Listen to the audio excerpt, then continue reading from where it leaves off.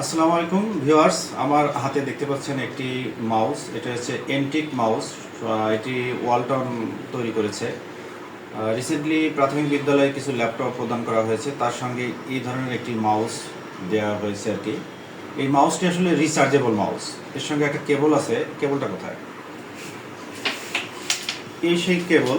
এই কেবলটা হচ্ছে আপনার এই যে সামনের দিকে পোর্ট রয়েছে, টাইপ সি পোর্ট রয়েছে, এই পোর্টে কানেক্ট করে আপনাকে এটা চার্জ দিতে হবে।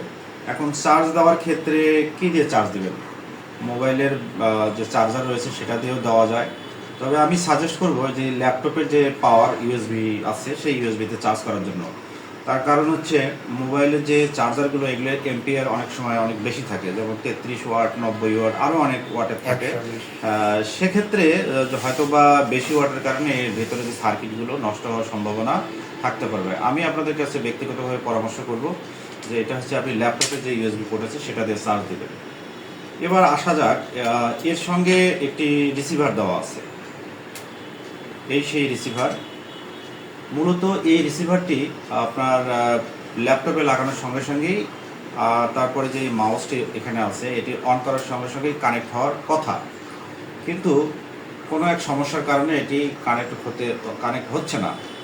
আমি চেষ্টা করতেছি এটা খুঁজে বের করার জন্য। যেহেতু এটা খুঁজে বের করার সলিউশন এখনও পাইনি, তবে বিকল্প একটি উপায় আছে।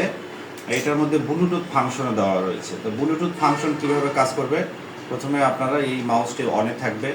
অন থাকার পর যেটি করতে হবে, প্রথমে আপনার যে টাস্ক বারে রয়েছে, টাস্ক বারে এই ব্লুটুথ যে আইকনটি আছে, ব্লুটুথ আইকনটিতে একটি ডাবল ক্লিক করে দেবেন। ডাবল ক্লিক করে দেওয়ার পর add Bluetooth or other device যে অপশন আছে এখানে একটি ক্লিক করে দিবেন।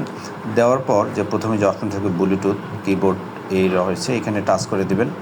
এখন আপনার যে ব্লুটুথ সার্চিং করবে মাউসটিকে খুঁজে পাওয়ার জন্য। যদি মাউসটিকে খুঁজে না পাওয়া যায় তো সেক্ষেত্রে মাউসে দেখবেন উপরে 3টি বাটন রয়েছে, নাম্বার 1, 2, 3, যে 3 নম্বর বাটনটি রয়েছে এখানে এই বাটনটি ঠিক কয়েক সেকেন্ড চেপে ধরবেন। ধরার সঙ্গে সঙ্গেই দেখবেন যে আপনার এন্টিক নামে একটি মাউসের আইকন চলে এসেছে, সেখানে ক্লিক করলেই কানেক্ট হয়ে যাবে।